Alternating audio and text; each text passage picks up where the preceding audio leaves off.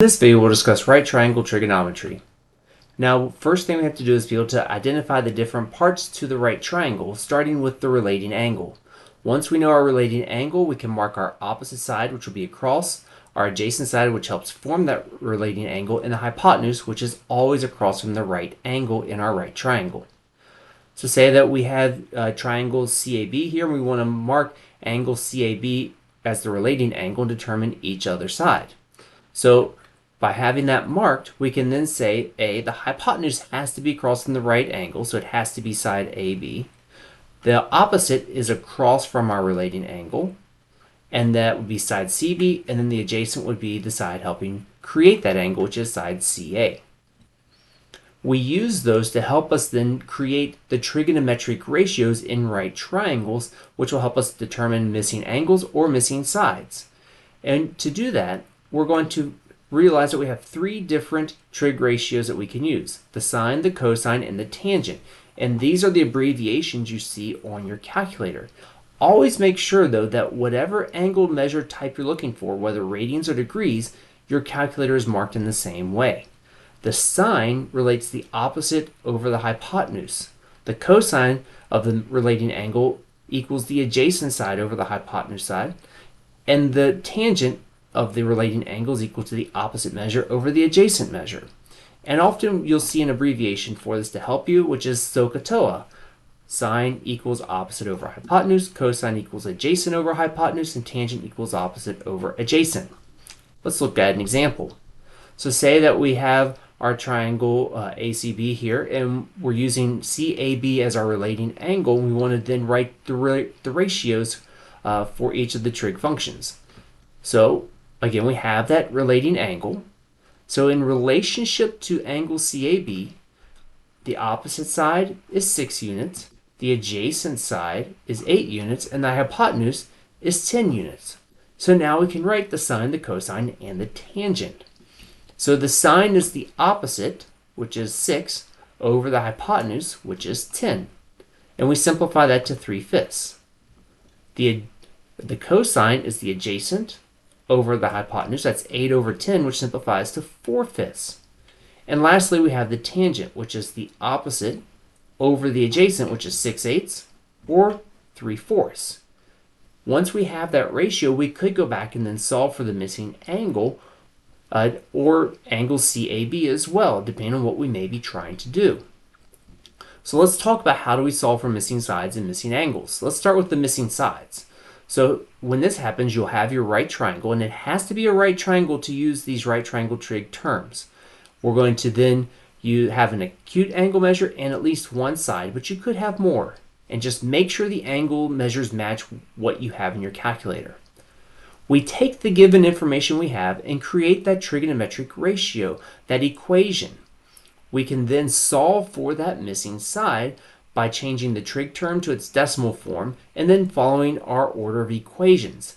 Now, when you change the trig term to a decimal, use the answer key to move forward. Don't just round your decimals. Hold all the decimal places you can until the very end.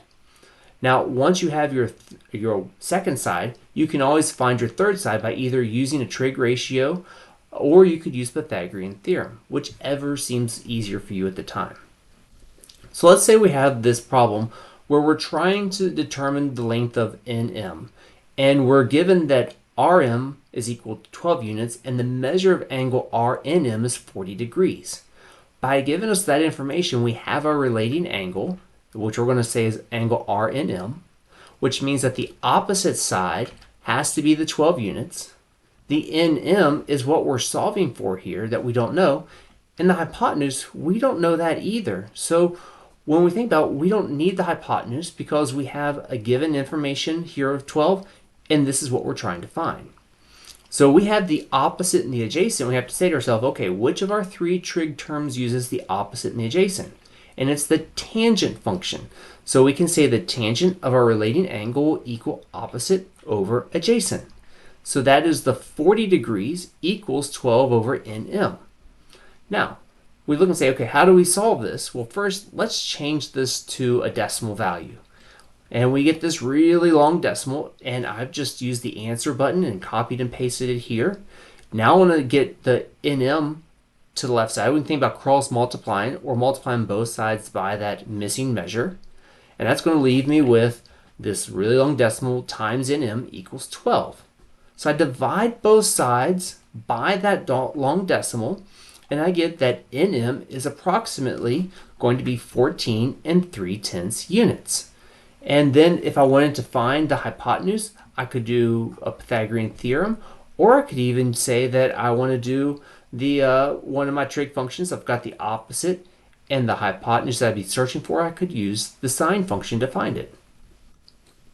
Now if I need to solve for a missing angle, I'm going to be provided two of the sides, and then I'm going to use the inverse trig function to help me find my missing angle. And those are, they'll have that -1 sign or -1 exponent on our sine, our cosine, our tangent, on our trig functions. So we create the ratio, we then solve using that inverse trig function, and then we can just use the angle addition postulate to find the third angle, because all three angles have to add up to 180 degrees. Now let's look at trying to solve for a missing angle. And here we're trying to find the measure of angle HDF, and we're provided that FH is 8 units and DH is 14 units. Because we're solving for that missing angle, we'll call that the relating angle. In relationship to that angle, FH is our opposite, so it's 8 units. The adjacent is FD, which we don't have its measure. And then the hypotenuse is 14 units because it's across from the right angle. So since we are going to drop out the adjacent and say we just have the opposite and the hypotenuse, that's going to use the sine function. And so we can say that the sine of measure of HDF is going to equal 8 over 14. And that means to solve this problem, we're going to take the inverse trig sign of both sides.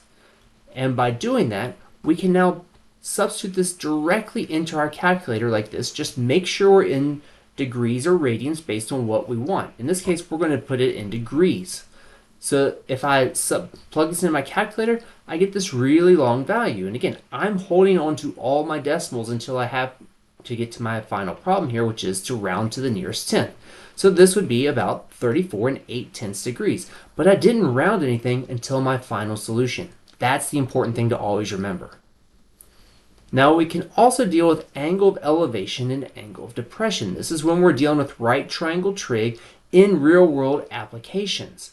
When we look at this, we start with the horizontal line of sight of the two locations for which we are trying to use the elevation and depression.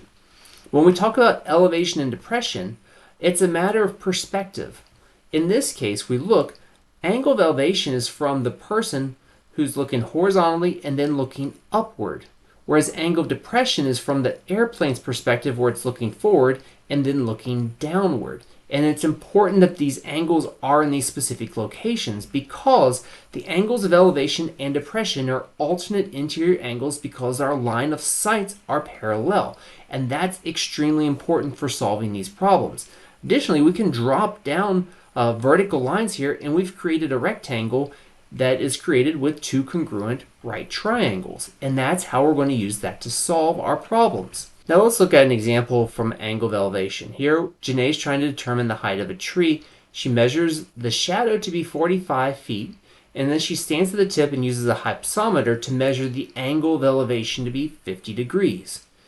If her line of sight is 5 3/4 feet above the ground, how tall is the tree? So there's a lot of information here. So let's just start with the idea of making the right triangle for the angle of elevation. So if we create this right triangle, said that the shadow is 45 feet long, we know it's a 50-degree angle of elevation, and we don't know from her line of sight upward how tall that is. That's part of the measure of the tree. The key you have to remember is that this triangle is not on the ground. The triangle is 5 3/4 feet above ground because it's up at her eyes. So from her eyes to the ground, we have to add at the very end to get the full height of the tree. So let's start with the right triangle. So here we are relating to that 50-degree angle that she measured with her angle of elevation. Then we know that the adjacent side was the shadow, that's 45 feet, and we know the height is what we're trying to calculate here. So we got the opposite and the adjacent, which means we're looking at tangent. So we have the angle measures 50 degrees. The opposite is h, the adjacent is 45, so we can cross multiply here and solve for h. And just remember that when we do that, we're going to hold all these decimals and use the answer key to multiply by 45 to get a really long full decimal till we have to round in the end. That will give us approximately 53 and 629 hundredths feet. And I did 3 decimal places because I'm really going to the 10th, so this is just pulling out a little bit more for one more step. And the last step is to remember this is above ground. So I've got this last little piece I have to add to get the full height of the tree, which then would be approximately 59 and 4/10 feet tall.